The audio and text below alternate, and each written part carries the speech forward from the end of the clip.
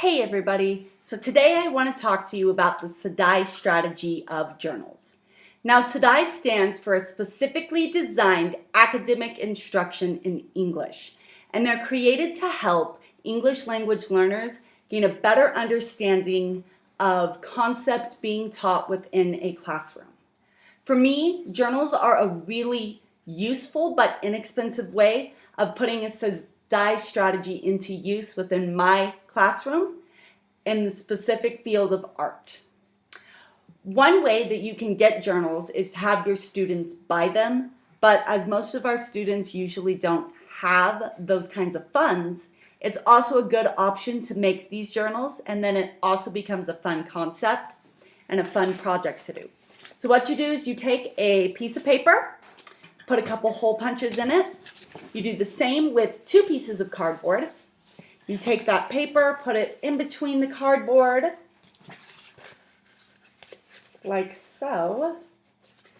String it together with a piece of ribbon, and you have a simple, easy journal that can be filled again and again for your students to use.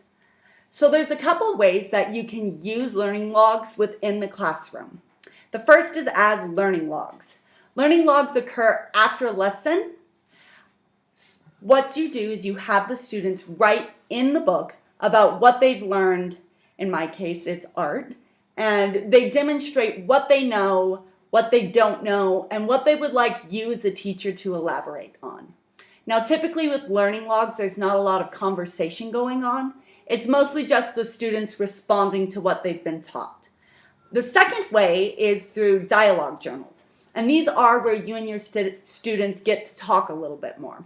So these are usually done on a daily basis, and students write in them, and they'll highlight anything that they want their teacher to respond to. You as the teacher are pretty much expected to respond to them in a fairly timely manner. Another way that's very similar to the dialogue journals is buddy journals. And in buddy journals, the students actually write to each other.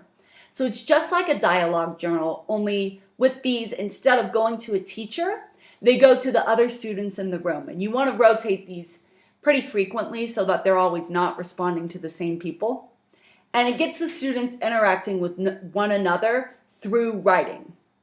The fourth way is as project journals. Now, I use mine mostly as project journals because in art we do a lot of projects. But the journals are great because they can keep all of their information that they need for the project. Any thumbnails, any sketches, any notes, any artist statements that are written, they're all kept within that journal, and that journal is turned in at the end of the project. So these are just a few simple ways that you can put the journals into use in your classroom, and you don't have to do just one. You can use your journals as learning logs and dialogue and buddy logs and project journals. It's great because they're mixed and matched. Thank you guys, and teach on.